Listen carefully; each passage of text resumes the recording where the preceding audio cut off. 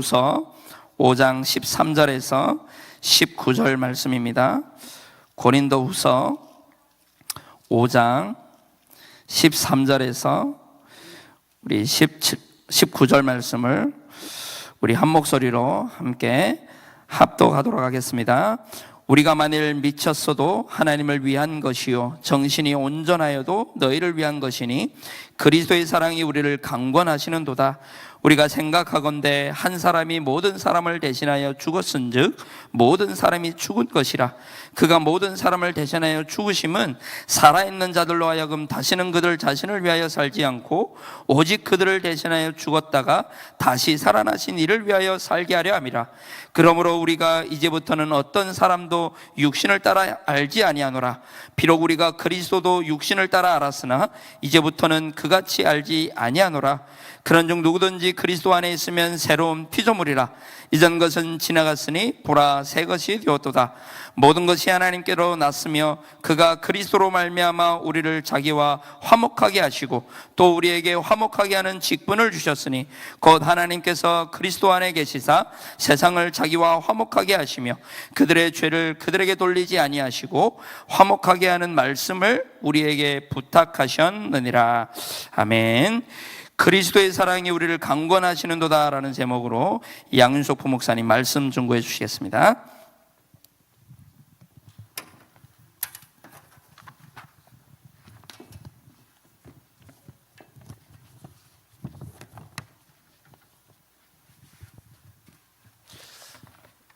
예수 예배 나오신 모든 성도님들 주님의 이름으로 사랑하고 또 환영합니다. 우리 옆에 사람과 한번 인사 나누겠습니다. 은혜 받는 시간 됩시다. 은혜 받으면 다 됩니다. 은혜 받으면 됩니다. 은혜가 뭘까요? 우리가 신앙생활에서 은혜 받았습니다 많이 얘기하지만 우리 그리스도인의 은혜의 가장 기초이고 가장 중요한 은혜, 우리가 은혜 받았습니다라고 할 때 그 은혜가 바로 그 십자가의 사랑입니다. 항상 은혜라는 단어를 생각하실 때 그 십자가의 사랑, 주님의 사랑, 그 사랑을 받으면 모든 것이 다 해결되어질 줄 믿으시기 바랍니다. 오늘 제목이 그리스도의 사랑이 우리를 강권하시는도다입니다.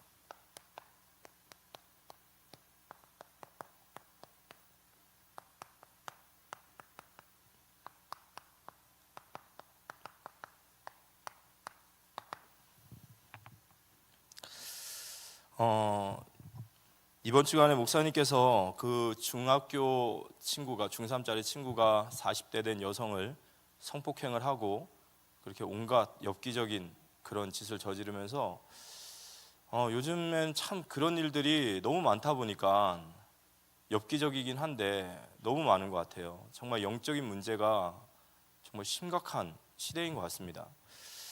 마태복음 24장 1절에 14절에 보면 말세 때가 되면 이러한 일들이 일어나리라 말씀하셨어요. 그리고 디모데후서 3장에 고통하는 때가 온다라는 말씀이셨습니다.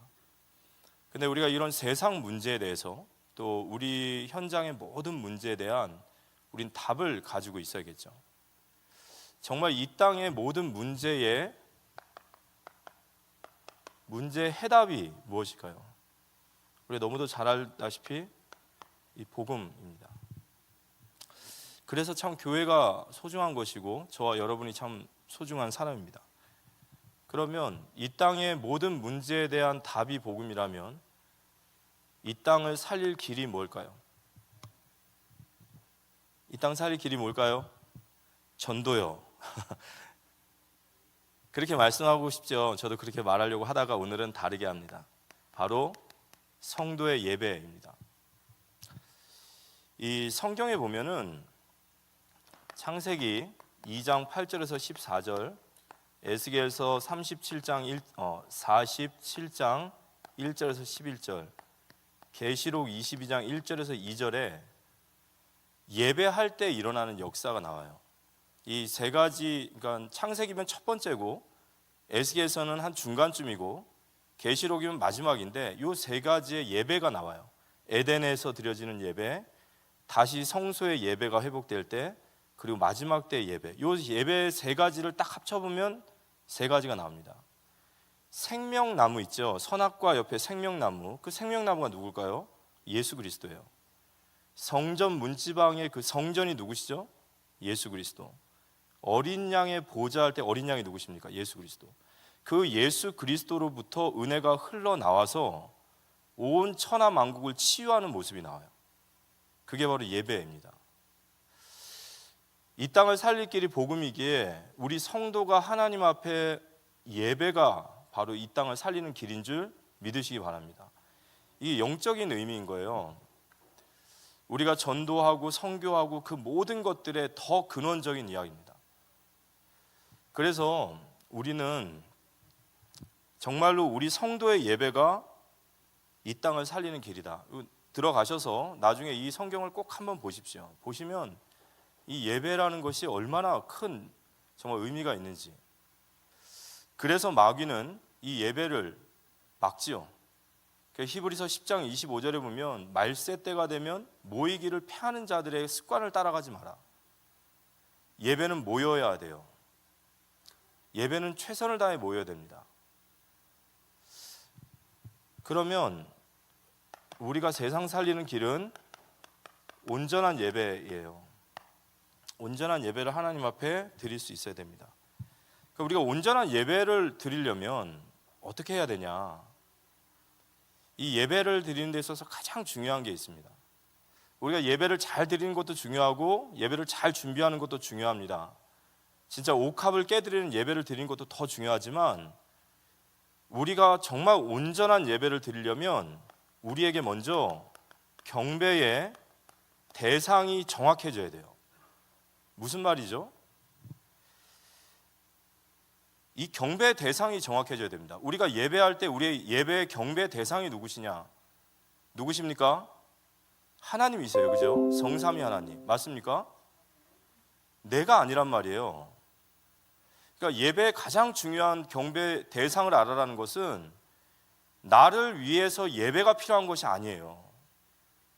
물론 우리가 사는 길이 예배입니다. 하지만 진정한 예배는 이 예배가 나에게 무슨 도움이 되고 이 예배가 나에게 어떤 의미가 있고가 아니에요. 우리에게 주신 그 은혜의 영광을 찬송하는, 우리가 이 땅에 경배해야 될 분은 유일하게 하나님 한 분밖에 없습니다. 맞습니까?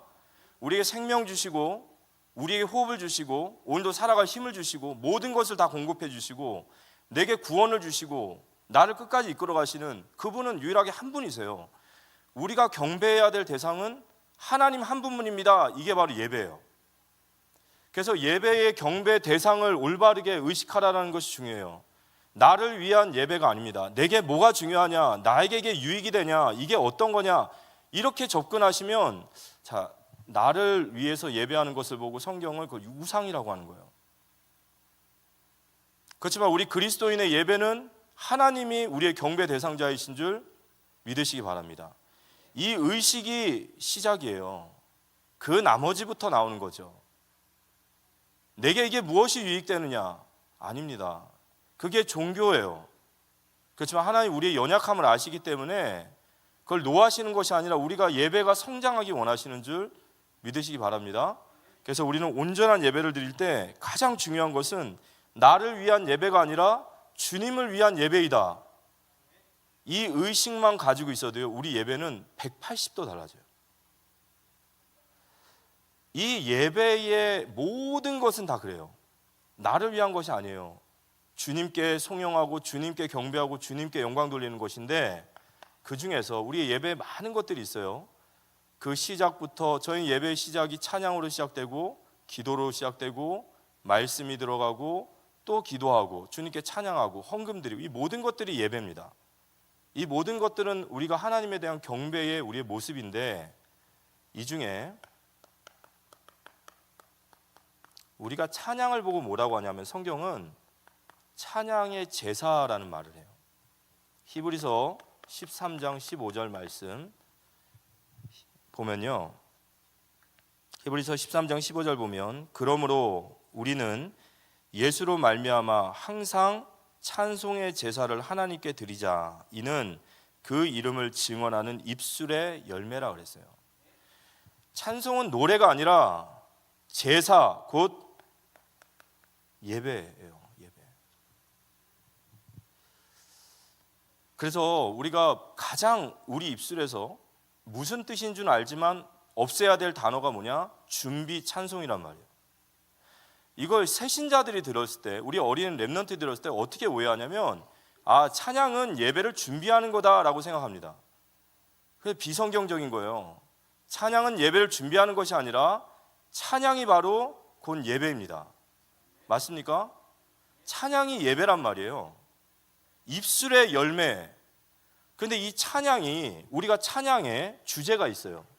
찬양은 여러 가지 제목이 있는 것 같지만 우리가 찬송을 하는 주제가 있습니다. 이 예배의 가장 첫머리에 찬양을 하는 이유가 있단 말이에요. 그 이유가 에베소서 1장 6절입니다. 우리가 하는 찬양은 모두 다 이거예요. 읽어볼까요? 이는 그가 사랑하시는 자 안에서 우리에게 거저 주신 바 그의 은혜의 영광을 찬송하려 하렵니다. 우리의 찬양의 주제가 뭐라고요? 은혜의 영광. 하나님이 우리에게 주신 은혜, 우리에게 은혜로 주신 것들을 우리가 찬양하는 거예요. 이게 찬송입니다. 나를 창조하신 하나님, 나를 구원하신 하나님, 내 인생을 인도하신 하나님, 나를 승리하게 하신 하나님, 인도하시고 인도하고 계시고 인도하실 하나님, 그 하나님을 생각할 때 우리가 예배에 가장 먼저 우리 입술에 터져 나와야 되는 게 찬양이에요. 그게 예배라는 거예요. 그게 하나님이 받으시는 예배입니다. 그래서 시편 69편 30절과 31절에 보면 이 찬양과 예배에 정말 충만했던 다윗이에요. 우리의 믿음에 참 따라가야 될 우리의 귀한 선배죠. 이 찬양의 비밀을 알고 예배의 비밀을 알았던 이 다윗이 이렇게 합니다. 같이 한번 읽어볼까요? 내가 노래로 하나님의 이름을 찬송하며 감사함으로 하나님을 위대하시다 하리니 이것이 곧 뿔과 굽이 있는 황소를 드림보다 여호와를 더욱 기쁘게 함이 될 것이라 그랬어요. 찬송이 이런 거죠. 내가 하나님의 이름을 찬송합니다. 여호와 이레 하나님, 아도나이 하나님, 라파의 하나님, 에베네셀의 하나님, 임마누엘의 하나님을 찬송합니다. 그 위대하심을 찬양합니다. 이걸 노래로 찬양하는 거예요. 하나님이 황소를 드림보다 더 기뻐하신다. 여러분, 저희가 하나님께 드리는 것은 다 받은 겁니다. 맞습니까? 우리가 하나님 앞에 드리는 건 모든 게 다 받은 거예요. 그렇지만 찬양은 좀 특별해요.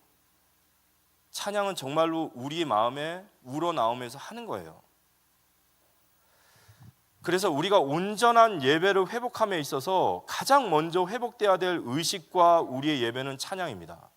맞습니까? 여기서부터 시작하는 거예요. 그게 나에게 무엇이 의미가 있느냐라는 생각을 지워야 됩니다.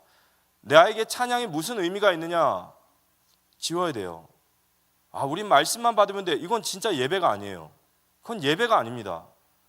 그건 내가 하나님께 필요한 걸 뜯어내고자 하는 생각이에요. 아닙니다. 예배는 하나님께 드리는 것이고 마땅히 하나님 가장 기뻐하시 입술의 열매인 찬양을 회복하시기 바랍니다. 그래서 제가 이게 정말 세상 살리는 길이 맞다면, 우리가 하나님 말씀 믿는다면, 우리가 예배하고 있을 때 생명수 어린 양의 보좌에서 생수의 강이 흘러나와 온 천하 만국을 치유하는 역사를 우리가 믿는다면, 저와 여러분이 정말 우리는 예배에 제가 하나 제안을 하고 싶은 게 있다는 거예요. 그게 뭐냐면, 우리가 예배를 시작할 때, 이제 찬양을 시작할 때, 주일 1부 때는 저희가 8시 40분에 예배로 찬양이 시작됩니다. 주일 1부 때는. 주일 2부 때는 10시 30분에 예배로 찬양이 시작돼요. 예배의 가장 첫 시작, 하나님을 찬양합니다. 이게 예배예요. 여기서부터 시작되는 거예요. 주일 3부에는 2시 10분부터 예배로 찬양이 시작되고, 다음 주 같이 이번 돌아온 주 같이 캠프가 있을 때는 2시 30분에 찬양이 시작됩니다. 수요 예배는요 7시 10분에 찬양이 시작돼요. 금요 예배는 8시 30분에 예배가 시작되는 겁니다. 여기서부터 예배를 회복하십시오. 한번 해보세요. 내가 하나님 앞에, 하나님, 내가 지금까지는 나를 위한 예배였다면 이제 하나님 앞에 내게 무엇이 필요하고 무엇을 뜯어내고 무엇이 필요한 그 예배가 아니라 내가 진정한 예배자로서 하나님 앞에 서길 원합니다. 그래서 하나님을 찬양합니다. 하나님의 말씀에 귀를 기울이고 하나님, 나와 교회를 위해서 하나님 앞에 마땅히 기도하고 하나님이 주신 것으로 하나님께 드리는 예물에 준비하고 주님 마지막에 파송하는 말씀까지 그렇게 예배할 때 하나님은 우리 인생에 승리하게 하시고 증거 있는 증인 되게 하실 줄 믿으시기 바랍니다. 그래서 진정으로 우리가 은혜를 받은 공동체가 맞다면 찬양은 마땅히 드려야 될 우리의 고백이고 그건 신앙 공동체의 표지입니다. 예배가 정말로 온전해지는 교회를 하나님은 한 번도 사용하지 않으신 적이 없고 성도가 예배를 회복할 때마다 그 성도와 모든 현장을 살리심을 믿으시기 바랍니다. 우리가 정말 예배가 회복되어지고 이 찬양에 대한 오해가 사라지고 이 마귀가요 원래 찬양을 담당하던 놈이었어요. 그래서 그 찬양을 지가 받으려고 하는 거예요. 우리가 교회 안에서 예배보다 우선되는 건 있어야 되면 안 돼요. 그죠?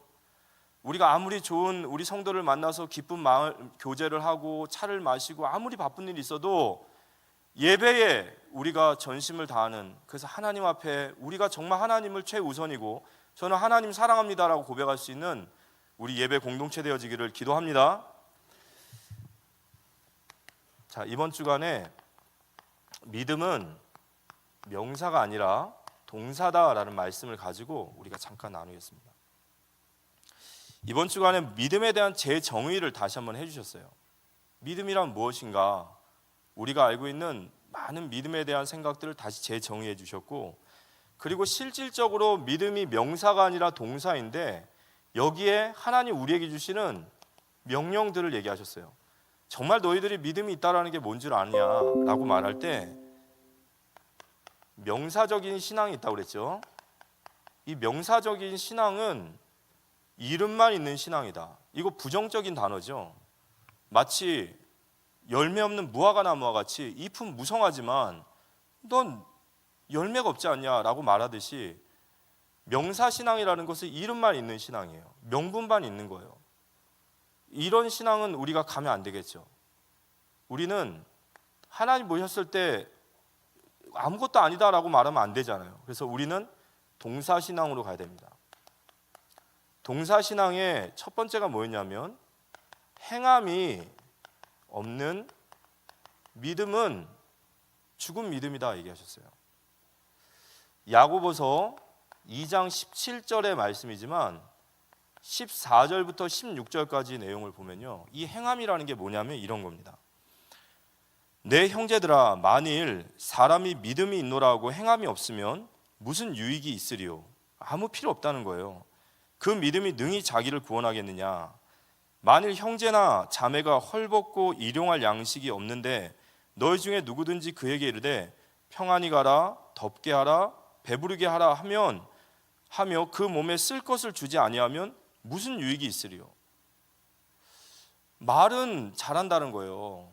평안히 가라, 배부르십시오.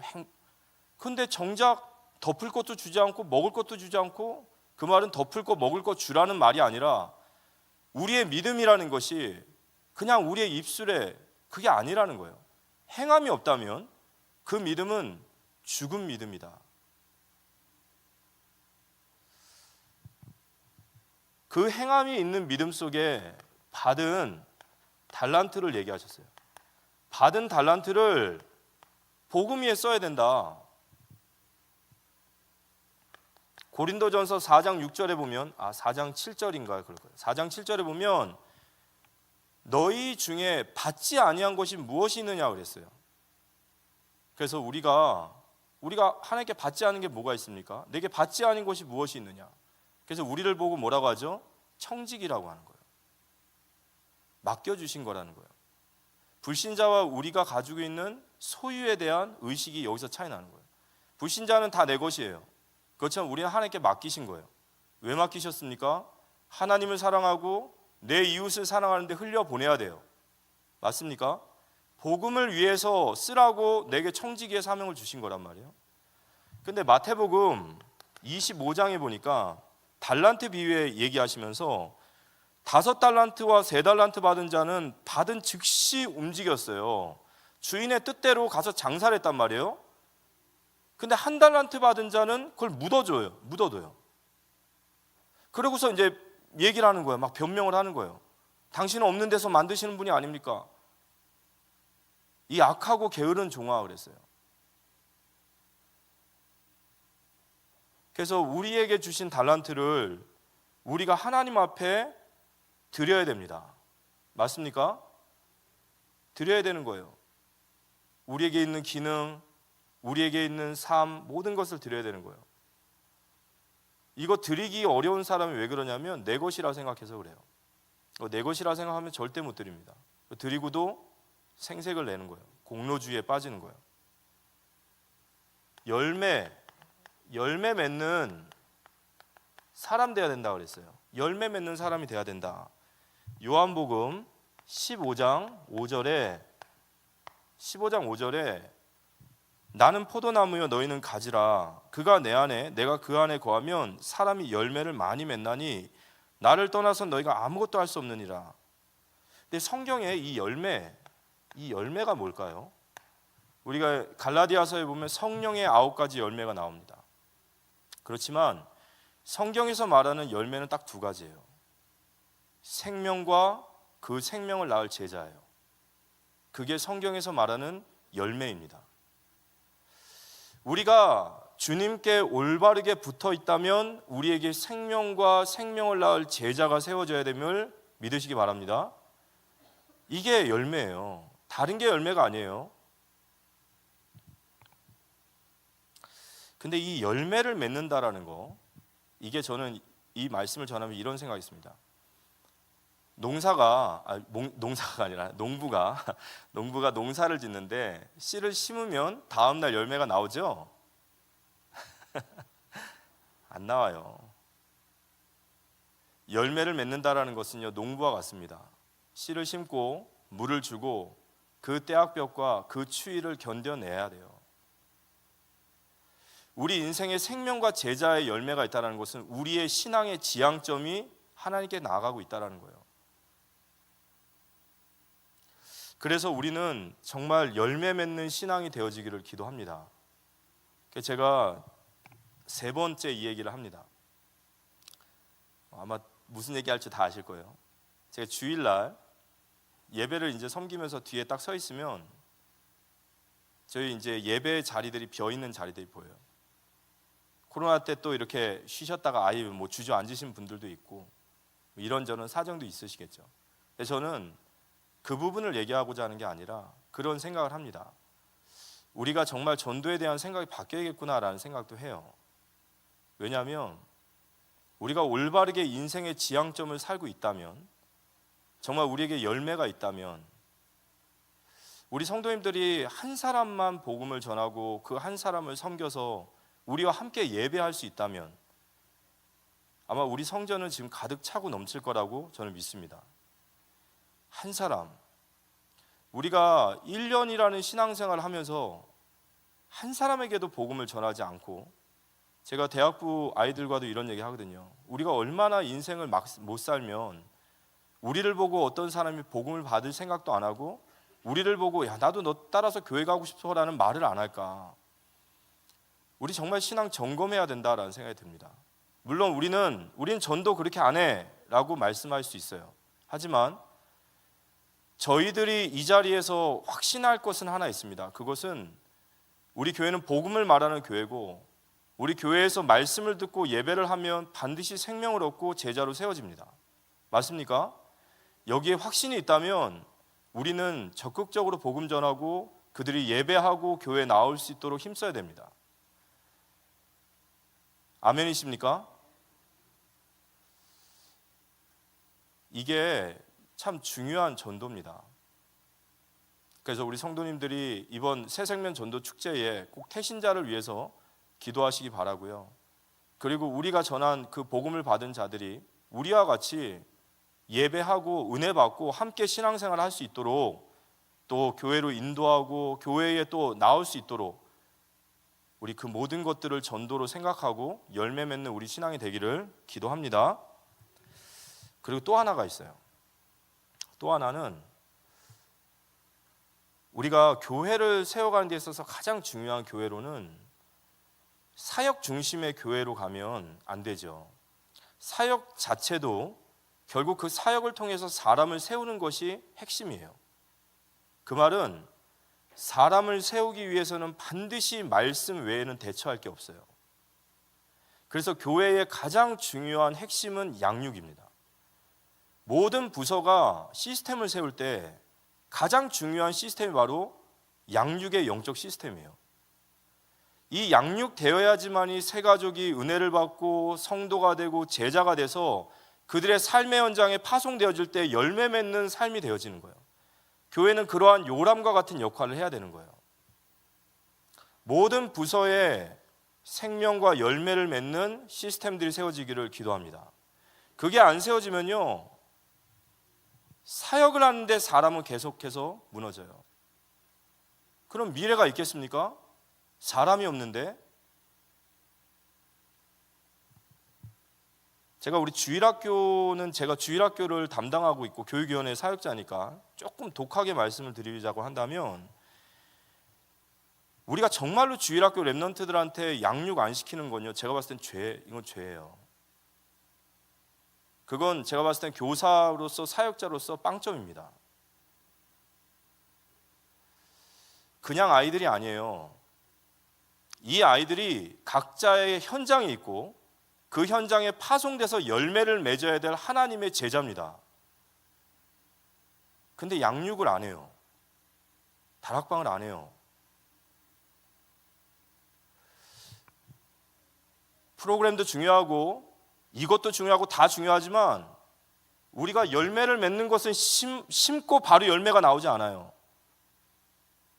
한 사람이, 한 성도가, 한 후대가 하나님의 은혜를 받고 정말로 복음 위에서 열매 맺는 삶으로 나아가는 데 있어서 해산의 수고가 필요하고 많은 시간과 많은 것들이 들어가야 돼요. 근데 그걸 안 한다면 그건 조금 제가 죄송합니다만 아주 나쁜 사역자고 아주 나쁜 교사예요. 100가지 1000가지 다 하더라도 빵점입니다.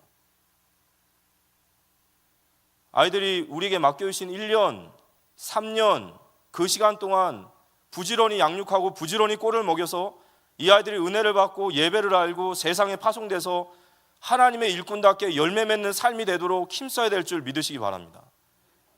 근데 그 흐름이 안 보이면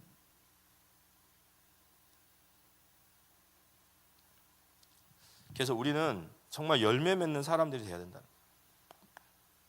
두 번째는 사랑. 우리가 주님을 사랑한다 말하는데 사랑은 순종이라 하셨어요. 사랑은 순종하는 것. 그런데 요한일서 5장 3절에 보면 우리가 순종이라는 말에 하나님을 사랑하는 자는 그의 계명을 지킬지어다 라고 얘기해요.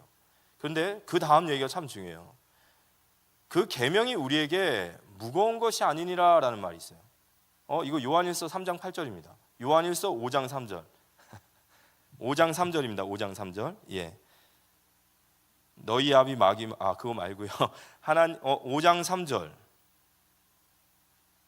하나님을 사랑하는 것은 이것이니 우리가 그의 계명들을 지킬 것이라. 그의 계명들은 무거운 것이 아니로되.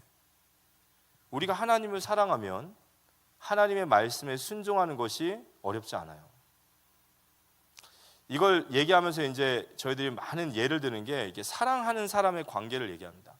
여러분, 사랑하는 사람을 위해 헌신하는 게 어렵습니까? 어렵지 않아요. 기쁨이 됩니다. 연애 해보셨죠? 저는 연애를 해봤습니다. 연애할 때 어떠셨는가요? 연애할 때만큼만 살아가면 그렇죠? 연애를 하면요 신기해요. 사람 이상해집니다. 연애를 하면 자꾸 제가 없어지고 제 안에 자꾸 그 상대방으로 가득 차게 돼요. 그리고 그 상대방의 기뻐하는 것이 나의 기쁨이 되어져요. 사랑이라는 참 신기한 거예요. 상대방이 기쁜 것이 내 기쁨이 되어져요. 그래서 사랑의 수고라는 말이 수고롭지 않다라는 거죠. 제가 어제 그젠가요? 월요일 날 저는 이제 서울 쪽에서 대학 이제 학교에 들어가서 사역을 합니다.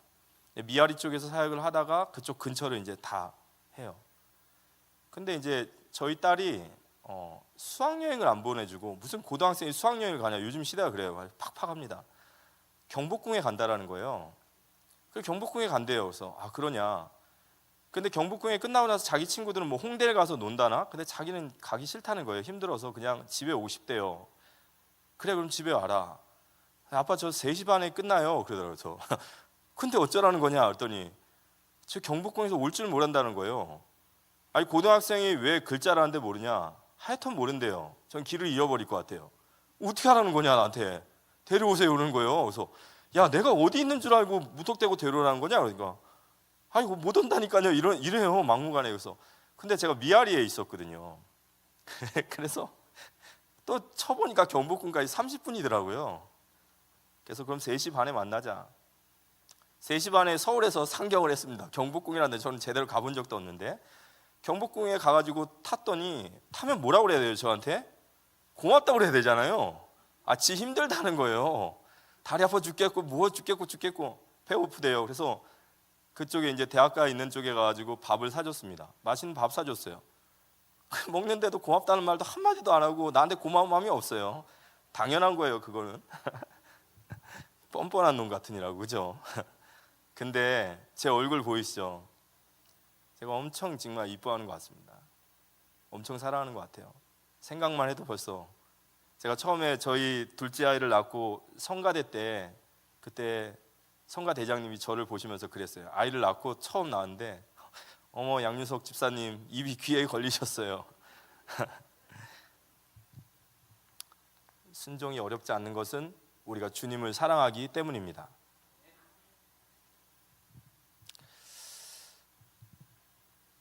그의 계명, 순종은 주님의 명령을 지키는 것이라고 그랬죠. 그러면서 요한복음 21장 15절에서 17절 말씀하셨어요. 네가 나를 사랑하느냐? 예수님의 질문은 항상 똑같아요. 다른 질문 안 하십니다. 오늘 우리에게도 얘기하셔요. 먼저 그 말을 끄집어내시는 거예요. 우리 속에. 왜냐? 우리가 주님을 사랑하는 줄 주님 아시기 때문에 네가 나를 사랑하면 네 어린 양을 먹이라. 이 어린 양을 먹이라. 우리 후대들.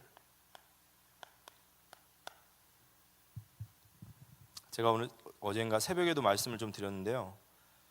지금 전 세계 교회가 무너지고 있어요. 실제로. 그리고 뭐 미국, 영국 교회 같은 경우에는 우리가 이미 선교해야 될 교회고 우리 대한민국 교회들도 많이 무너지고 있습니다. 그런데 미국의, 영국의 교회가 무너지게 된 이유는 딱 하나예요. 주일학교의 붕괴입니다. 반드시 나타납니다. 주일학교가 붕괴되면 교회는 몰락해요. 그게 역사에 분명히 나타나 있어요. 그런데 한국 교회도 지금 주일학교가 없어지고 있어요. 많은 교단의 주일학교들이 없어집니다. 아이들이 없어져요. 그런데 하나님께서 우리에게 주신 복을 알아야 됩니다. 물질적이고 눈에 보이는 복 이상의 복이 뭐냐? 우리 주일학교에는요 약 160명가량의 아이들이 있어요. 그래도 우리 주일학교에는 희망이 있습니다. 근데 제가 좀 안타깝게 말씀드리는 건 뭐냐면 우리 주일학교의 교사 수가 너무 작아요. 35명입니다. 근데 그 35명의 주일학교 선생님들도 이번에 그만두시겠다고 하시는 분들도 있어요. 들어오는 분은 없고 나가시는 분들이 있어요. 저는 믿음이 정말 우리에게 필요하다고 생각됩니다. 우리가 후대 중요한 거 아시죠? 우리 후대 없으면 우리 교회도 없습니다. 우리가 아무리 응답받고 우리 아무리 축복받아도 우리 다음 세대 없으면 하나님 앞에 우린 책망받아야 되는 거예요. 마치 히스기야 같이 내 때는 평안하니까 괜찮습니다. 다음 세대에 노예로 끌려가서 노비가 되던 뭐가 되던 다 망해도 천하가 다 불타 없어져도 나만 평안하면 됩니다라는 게 히스기야 생각이었어요. 우리가 후대 귀한 줄 알고 후대가 우리의 희망인 줄 알고 후대 키우는 것이 하나님의 뜻이라는 것을 우리는 압니다. 맞습니까? 이제 우리가요, 그 안다라는 것을 이제 우리가 정말로 살아있는 믿음으로 헌신해야 될 때라고 저는 믿습니다. 힘들지요. 오전에 나와서 아이들 하는 모든 부분들. 하지만 우리가 진짜 주님을 사랑하고 우리가 진짜 교회 사랑하고 우리가 정말 다음 세대를 생각한다면 좀 힘들 수 있는 거죠. 좀 움직이면 되는 거죠.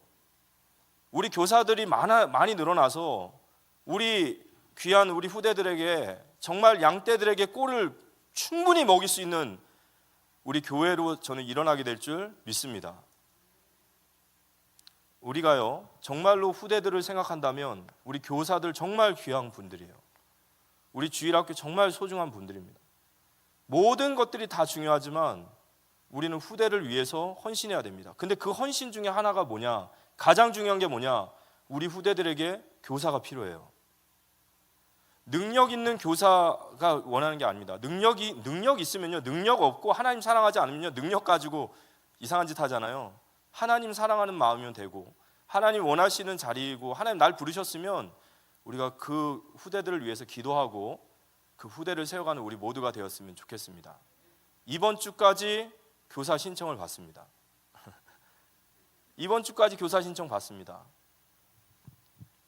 이래도 안 움직이면 뭐 진짜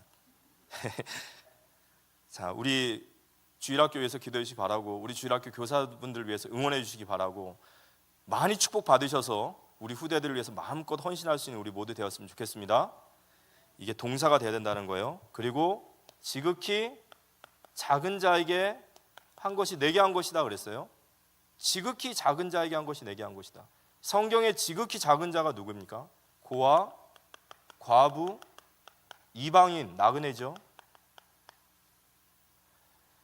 연약한 자들이에요.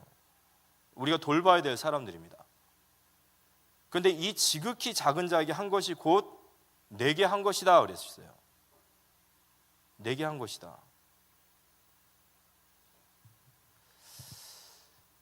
소극적으로 봤을 때는 우리 공동체가 이런 고아와 과부와 나그네 된 자들을 받을 수 있는가? 우린 그 생각해야 됩니다. 이분들이 이 땅에 와서 세상과 다른 복음의 은혜를 받고 예수님의 사랑을 체험하고 정말로 용납하고 받아들여주고 함께 갈 수 있는 우리의 마음이 되는가? 우리의 공동체가 되는가? 적극적으로는 우리가 알지 못하지만 우리도 과거에 하나님 떠났을 때 이 모습이었잖아요. 그래서 우리가 이들을 돕는 거예요. 예수님의 사랑으로 그들에게 우리도 전에 너와 똑같았다. 우리도 남편 없는 과부였고 아버지 없는 고아였고 정처 없이 떠도는 이방인이었는데 우리도 그리스도 만나서 이렇게 많은 축복을 받아서 당연히 그 사랑을 흘려보내는 것이고 당연히 예수님의 사랑을 전하는 것이에요. 그게 바로 주님께 하는 것임을 믿으시기 바랍니다. 그리고 세 번째는 복음은 동사다라고 얘기하셨죠. 임마누엘, 하나님은 살아서 지금도 나와 함께 하세요. 그래서 그 하나님과 함께하는 자에게 증인이 되리라 그러셨어요. 그래서 나의 가정과 내 직장과 교회에서 우리가 증인이 되리라. 증인으로 서야 된다. 예레미야서 20장 9절에 우리가 복음 전파에 다시 불이 타올라야 된다 그러셨어요. 세상의 많은 현장들을 보면서 우리 교회가 거기에 무감각하다는 것은요, 이게 영적으로 고장난 겁니다. 이게 하나님의 마음이 통하지 않는 거예요. 우리는 하나님의 생각을 따라 생각하고 하나님의 마음을 따라 마음을 먹어야 될 사람들이에요. 세상에 수많은 문제가 있습니다. 우리 현장에 보는 게 다 우리에게 신호예요. 우리가 다시 복음 전파에 불타고 우리의 현장 속에 증인되어지는 우리의 삶이 되어지기를 기도합니다. 오늘 이 얘기를 들으시면서 저는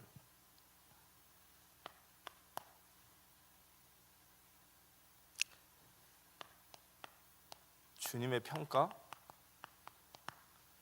여러분들이 아니라 제 자신에게 받은 말씀이에요. 계시록 3장 1절에 사대교회, 네가 살아있다라고 하는 이름이 있지만 실상은 죽은 자다.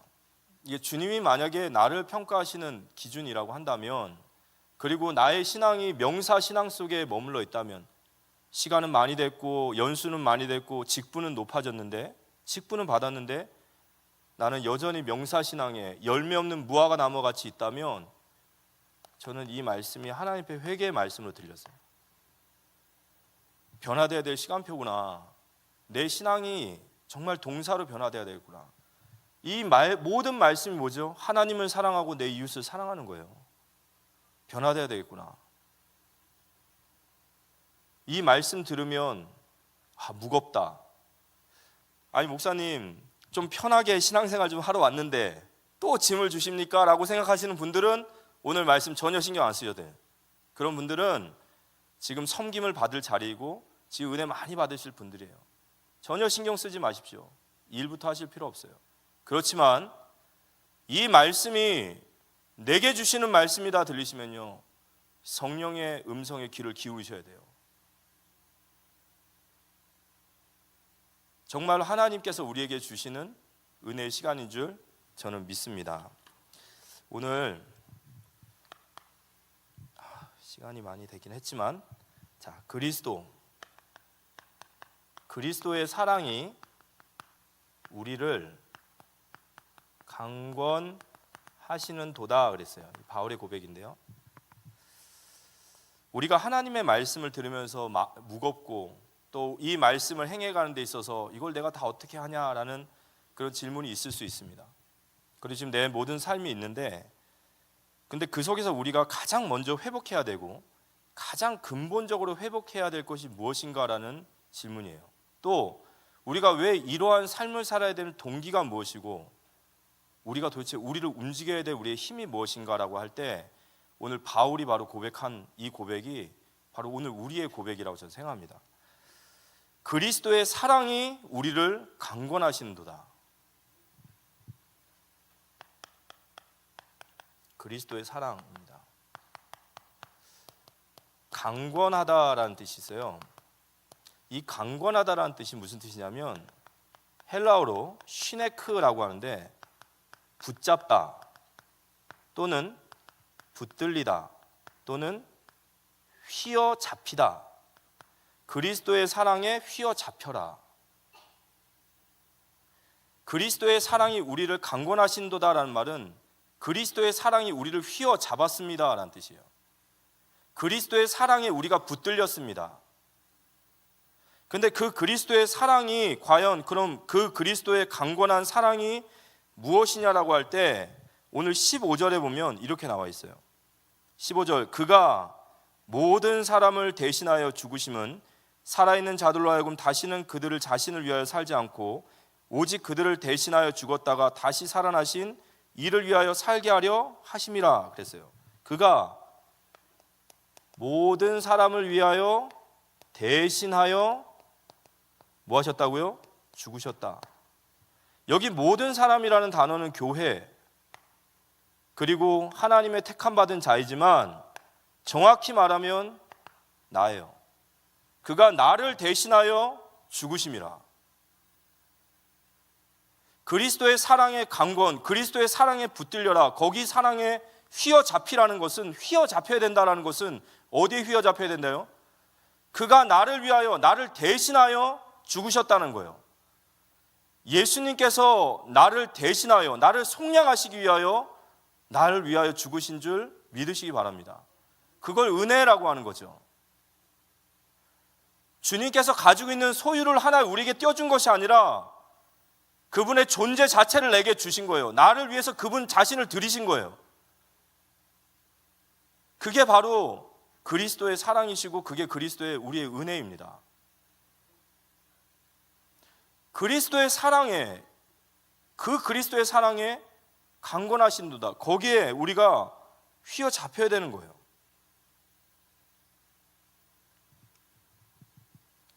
제가 사역을 하면서 이런 부분에 대해서 좀 정말 이 그리스도의 사랑이 너를 붙잡고 있다라는 것들을 설명하고 싶고 또 이걸 저도 그 사랑을 더 깊게 알기 원합니다. 그러다 보니까 이제 사역을 하다 보면 말을 하죠. 예를 들어 이런 얘기를 합니다. 아브라함의 이야기를 해요. 아브라함 시대에 아브라함보다 더 잘 믿는 사람이 있었어요. 하나님께서 어떤 일을 하고자 하셨는데 한 사람은 하나님을 잘 믿는 사람이고 한 사람은 불신자예요. 누굴 갖다 쓰는 게 우리에게 유익이죠? 잘 믿는 사람. 근데 하나님 누굴 택하셨습니까? 아브라함을 택하셨어요. 거기에 하나님의 구원의 역사가, 구속의 역사가 있는 거죠. 아브라함을 부르셨습니다. 근데 아브라함은 처음에 자기를 하나님이 부르시는 것을 너무 막 뭐라고 할까요? 부당하게 생각하고 도대체 왜 이러십니까? 막 이런 식이에요. 가나안 땅에 있으면 멸망받을 것이고 지옥으로 갈 텐데 그걸 건져내는데 그걸 모르니까 처음엔 잘 몰라요. 이유를 몰라요. 마치 우리같이. 그런데 더 신기한 것은 뭐냐면 이유를 모르는 그 아브라함을 위해서 이유를 모르는데 그를 위해 그 아들을 주신 거란 말이에요. 저와 여러분이 그리스도의 사랑을 정말로 느끼고 체험하고 감사하고 그 은혜에 정말 감사하고 감격하고 그러신 적 있으십니까? 우리가 나중에요 주님 앞에 제일 부끄럽고 제일 주님 앞에 미안하고 제일 주님 앞에 눈물 흘릴 게 뭔지 아세요? 그걸 몰랐다라는 거예요. 이유도 모르는 나를 위해 하나님께서 그 아들을 주셨고 기다려 주셨고 자신의 전 존재를 부어주셨다라는 거예요. 제가 전도사 때 저는 예수님의 사랑에 대해서 되게 목말랐어요. 십자가가 가슴에 와닿질 않는 거예요. 머리로는 이해하겠지만 가슴에 와닿질 않으니까 정말로 제 안에 그 은혜의 찬송이 뭔지를 모르겠는 거예요. 다른 건 다 은혜 받아요. 하나님 너를 세계복음화의 주역으로 쓰실 것이다. 하나님 너를 위해서 모든 것을 다 합력하여 다 은혜 받는데 십자가만 딱 나타나면 저에겐 고민인 거예요. 왜냐하면 마음에 냉랭한 거예요. 가슴이 안 뛰는 거예요. 뭔지를 모르겠는 거예요. 알겠는데 모르겠는 거예요. 되려 제 속에 가끔 누가 저를 위해 죽어주시라고 했어요. 뭐 이딴 소리만 하는 거예요, 저 혼자. 근데 제가 교육자란 말이에요. 십자가를 말해야 될 교육자인데 이거 어떻게 합니까? 그래서 저에겐 진짜 심각한 문제였어요. 정말로 나중에는요, 막 책도 읽고 막 성경도 보고 막 영화도 보고 뭐 할 것을 다 해봤는데 안 돼요. 하다 다 안 되면 우린 뭐 하죠? 기도. 그때부터 기도하는데요, 너무 답답하니까 영적으로 막 시달리는 거예요. 하나님, 저는 이렇게 해서는 교육자 못합니다. 근데 어느 날 하나님께서 그 십자가 아래에 저를 세워놓으신 시간이 있었어요. 그 십자가 발 아래서 나의 죄로 인하여 죽으신 그 십자가를 보았습니다. 그리고 나서 그때부터 하나의 은혜가 오는데 저를 결정적으로 변화시킨 메시지가 히브리서 12장 2절이에요. 제가 많이 간증을 드렸지만 히브리서 12장 2절에 보면 믿음의 주여 또 온전케 하시는 이인 예수를 바라보자. 그는 그 앞에 있는 기쁨을 위하여 십자가를 참으사 부끄러움을 개의치 아니하시더니 하나님의 보좌의 우편에 앉으셨느니라 그랬어요. 이 성경을 어느 날 쭉 읽어가다 보는데 예수님께서 우리가 믿음의 주 예수를 바라보라 하면서요, 그는 그 앞에 있는 기쁨을 위하여 십자가를 참으사 하셨어요. 제가 예수님을 알려고 십자가에 대한 영화도 꽤 많이 보고 뭐 책도 많이 읽다 보니까 그 십자가의 과정이 알아요. 여러분, 십자가가요 얼마나 부끄럽고 얼마나 무섭고 얼마나 고통스럽고 얼마나 비참한지 아십니까? 십자가형을 받는 사람은요 옷을 입히질 않아요. 우리가 보고 있는 성화는 예수님에 대한 예의지 실제로 예수님은요 발가벗긴 채로 십자가에 매달리셨단 말이에요. 밤이 새도록 군인들에게 침을 뱉음을 당하고 조롱당하고 뺨을 맞고 네가 그리스도냐 하면서 조롱당하고 채찍에 맞아서 온 등어리는 다 찢겨 나갔고 가시면류관을 써서 눈 위에는 피가 뚝뚝뚝 떨어져요. 누구를 위해서요? 골고다를 올라갔을 때에 자기가 짊어진 십자가를 지고 가시면서 3번 넘어지시면서요 아무도 도와주지 않습니다. 십자가에 박는 못이요 우리가 생각하는 공사장에 쓰는 못이 아니에요. 철도를 박는 그 대못 있죠. 15cm 이상 된다고 그래요. 그걸 손바닥에 박는 것이 아니라 손바닥에 박으면요 나중에 몸에 체중 때문에 찢어진다는 거예요. 그럼 손바닥에 안 박으면 어디 박죠? 여기를 관통하는 거예요. 예수님은 하나님이시지만 완전한 사람으로 오셔서 그 고통을 오롯이 다 받으셔야 되는 거예요. 우리가 생각하는 게 아니에요. 여러분 손목에 못을 관통하셨어요. 숨을 쉴 때마다 몸이 움직여야 되니까요. 이 못이 움직이는 거예요. 부끄러운 십자가예요. 만약에 저를 힘 있는 사람들이 저를 강제적으로 끌어다가 발가벗겨가지고 저를 강대상에다가 주일날 묶어놔 봐요. 그리고 성도들이 아침에 와서 저를 봤다고 해봐요. 발가벗긴 채로 제가 묶여있다. 성도들이 나를 다 봤다. 살 수 있겠습니까? 정신병 걸려버리겠죠. 예수님이 십자가에 죽으신 사유를 보면요, 과다출혈이 아니에요. 이 현대의학에서 말하는 예수님의 사유는요, 심장의 쇼크사로 죽으셨어요. 예수님이 옆구리에 창을 찔렀을 때 물이 나오는 것은 사람이 죽으면 진액이 나오는 것이 아니라 심장이 미칠 듯이 터질 듯이 뛰면 수분이 생긴다는 거예요. 그 수분이 횡격막에 갇힌 게 찔렀을 때 터져 나온 거예요. 예수님이 십자가를 지신 그 모든 과정이 심장이 터질 듯한 스트레스를 받고 심장이 터질 듯한 고통을 받았다는 거예요. 이 십자가를 지셨어요. 그런데 여기에서 제가 12장 2절에 보면 이런 말이 있어요. 그 십자가를 지으시는데요, 기쁨으로 란 말이 있어요. 그 앞에 기쁨을 보고 그 십자가를 참으사 그러셨어요. 아니 무슨 십자가를 짓는데 기뻐요? 그 수치스럽고 그 고통스러운 십자가를 짓는데. 근데 그 앞에 기쁨이 어느 날 가슴에 딱 와닿았어요. 그 앞에 기쁨이 누구죠? 따라합시다. 나. 주님이 그 십자가를 지시면서 기뻐하셨대요. 그 고통을 다 받으시면서. 왜 기뻐할까요? 이 십자가를 통해서 나를 보신 거예요. 제가 그 하나님의 십자가의 은혜를 받고 나서부터 제 마음속에 생긴 마음이 딱 하나였어요. 막 살면 안 되겠구나라는 생각이 들었어요. 왜 내 몸이 내가 아니라는 것을 알게 됐어요.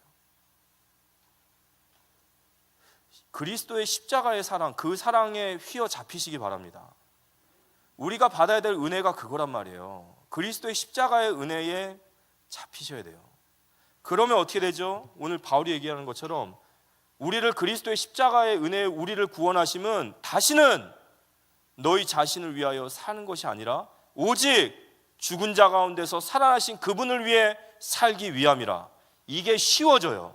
바로 예수 그리스도를 위하여 사는 인생이 당연하게 느껴지는 거예요. 왜냐? 그가 나를 위하여 십자가를 지셨어요. 그가 나를 위해 죽으셨으므로 나도 마땅히 주님을 위해 가는 것이 당연하게 느껴지는 거예요. 주님을 사랑하고 거기에 눈이 열리는 만큼,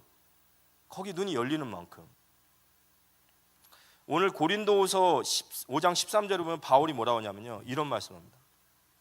우리가 만일 미쳤어도 하나님을 위한 것이요 정신이 온전하여도 너희를 위한 것이라. 바울은요 예수 믿고요 뭐라고 들으냐면 미친 자라는 소리를 들었어요. 전 미쳤다 그랬어요.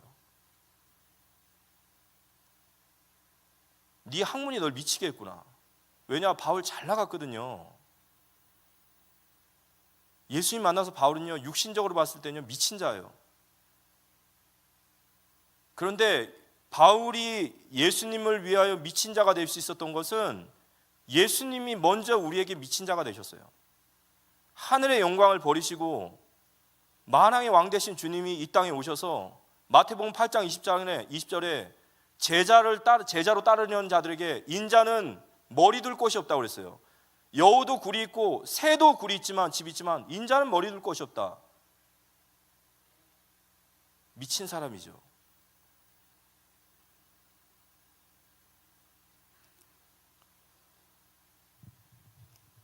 그래서 로마서 13장 8절에 율법의 완성은 사랑이니라 라는 말씀입니다.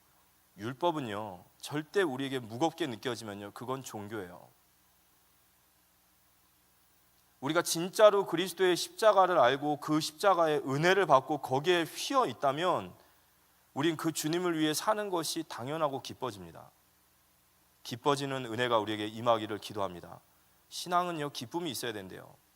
그리스도인에게 있어서 기쁨은 신앙인의 표지라고 합니다. 그 기쁨은 세상이 주는 기쁨이 아니에요. 주님이 나를 사랑하시고 내가 주님 안에 있고 나도 주님을 사랑하는 거예요.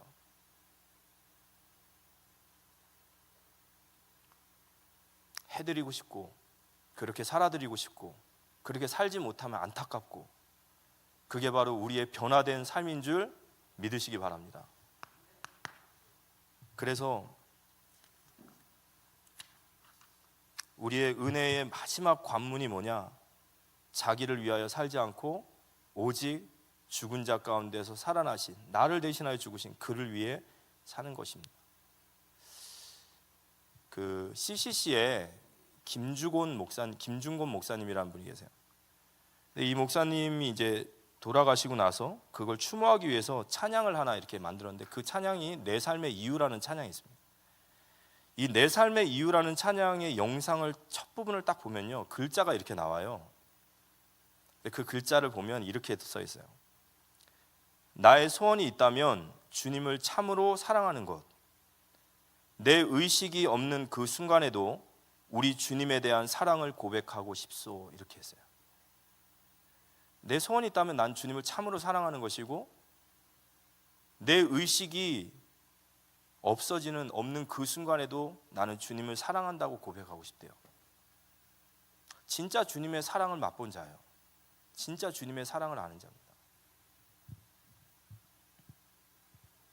그래서 우리를 주께서 대신하여 죽으심으로 새로운 피조물로 우리를 주셨습니다. 그 새로운 피조물의 삶은 13절에서 19절까지 17절에서 19절까지 보면 우리에게 주님께서 하나님과 원수되었던 주님이 우리를 화목하게 하셨다. 화목 제물로 오셨어요. 그의 육체로 원수되었던 하나님과 우리를 화목하게 하셨어요. 그리고 이제는 우리에게 뭘 주셨다고 그랬어요? 화목의 직분을 주셨다고 그랬어요. 주님이 화목하게 하신 그 직분을 우리에게 주신 줄 믿으시기 바랍니다. 그게 바로 정말 하나님을 사랑하는 것이고 이웃을 사랑하는, 그게 전도예요. 그게 선교이고, 그게 제자 세우는 것이고, 그게 후대 세우는 것이고, 우리가 정말 교회를 세우는 거예요. 그리고 우리를 알지 못하는 세상을 향해 나아가야 됩니다.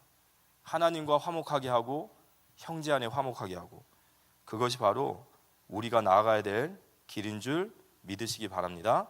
오늘 결론적으로 말씀 나누면요, 오늘 말씀하셨어요. 우리는 다른 것에 붙잡히면 안 돼요. 그리스도의 사랑이 우리를 강권하시는 도다. 무슨 말이죠? 우리가 다른 것에 붙잡히면 안 됩니다. 우리는 오직 그리스도의 사랑에 휘잡혀야 돼요. 우리는 붙들려야 됩니다. 절대 신앙은요, 여기에 다른 것이 대처되면 안 돼요. 여기에 다른 것이 대처되는 순간 반드시 그 신앙은 어느 날 한계가 와요. 그 사랑이 충만한 우리 모두가 되어지기를 기도합니다. 그 사랑을 더 알기 원하고, 정말 그 사랑을 더 알기 원해서 우리의 신앙의 모든 동기와 우리 신앙의 힘이 그 그리스도를 사랑하는 마음에서 나도 마땅히 주님을 위해 사랑합니다 라고 말해야 돼요. 그래서 요한일서 4장 18절에 사랑 안에는 두려움이 없어지는 거예요. 내가 주님 사랑하면 두려움이 없어집니다. 온전한 사랑이 두려움을 내쫓나니 두려움은 형벌이 있음이라. 두려워하는 자는 사랑 안에서 온전히 이루지 못하느니라. 그래서 우리는 그리스도의 사랑에 붙잡혀야 된다. 그렇게 될 때 예수 그리스도를 위한 우리의 삶이 나오게 돼요. 나옵니다. 그를 위해 살고 싶고 그분을 위해 사는 것이 내 인생의 가장 가치 있는 인생이 되어집니다. 저는 그게 바로 새로운 피조물의 삶이라고 생각합니다. 새로운 피조물의 삶. 정말 세상과 하나님을 화목해 하는 삶이죠. 근데 이러한 우리의 삶, 우리가 전도하고 선교하고 제자를 세우고 우리 후대들을 세우고 우리 교회를 세우고, 그래서 그 힘을 가지고 그 은혜를 가지고 우리가 세상을 살리는 데 있어서 이 사랑이 우리에게 가장 근본적인 힘이 되고 가장 중요한 우리의 기초가 돼야 되는 거예요. 이거 놓치면 안 되는 겁니다. 로마서 마지막으로 8장, 로마서 8장 36절에서 37절, 왜 우리가 이 사랑을 받아야 되는가라고 할 때 이렇게 나와 있어요. 기록된 바 우리가 종일 주를 위하여 죽임을 당하게 되며 도살당할 양같이 여김을 받았나이다 함과 같으리나 그러나 이 모든 일에 우리를 사랑하시는 이로 말미암아 우리가 넉넉히 이기느니라.